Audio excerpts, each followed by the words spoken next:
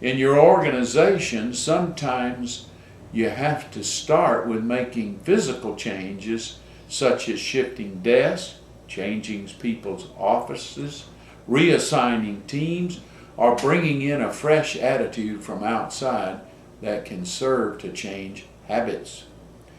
When I was a consultant to organizations, whenever they would bring me into the organization, that alone would change the attitude among the people. Well, Nehemiah had a challenge. He had to change their perspective in order to change God's people's attitude about Jerusalem, and therefore change their habit by breaking old habits and establishing new ones. This was the Nehemiah challenge. How can I change their habits so that they will leave Babylon and come back, as God had asked, to Jerusalem and reestablish Judea? Well, let's look at it. First, there was the perception.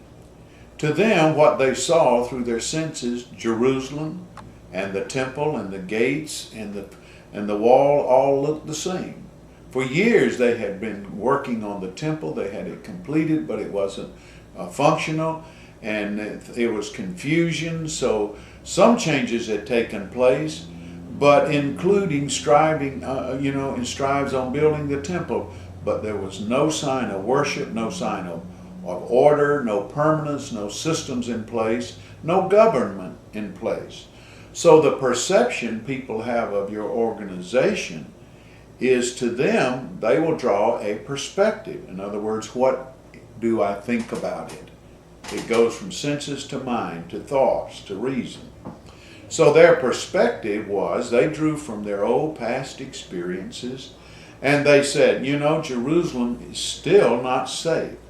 We can't really get anything done there. I don't even know how I would make a living if I moved back to Jerusalem, because it's not secure, not safe.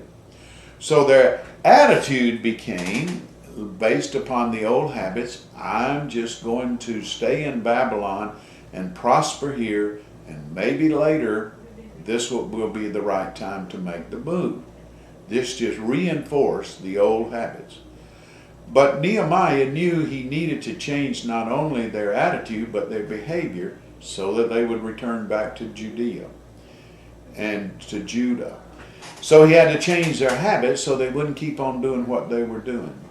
So Nehemiah's decision was to build the wall and restore the gates. He wanted to change their perspective. He wanted people to say, have you heard, the wall is built and is completed? Now the people can see it, and when they would see it, they would start telling others about it. They would hear about it, they would see it, they would hear, they would feel, they would touch, and they would just know that it was happening. So Nehemiah knew to do this, he had to change if he could change their perspective on it, then their perception of it, he could change their perspective. And they would begin to see that, hey, it is now safe, it is a place where we can go back and enjoy the fruitful life that we had, or our forefathers had, years ago.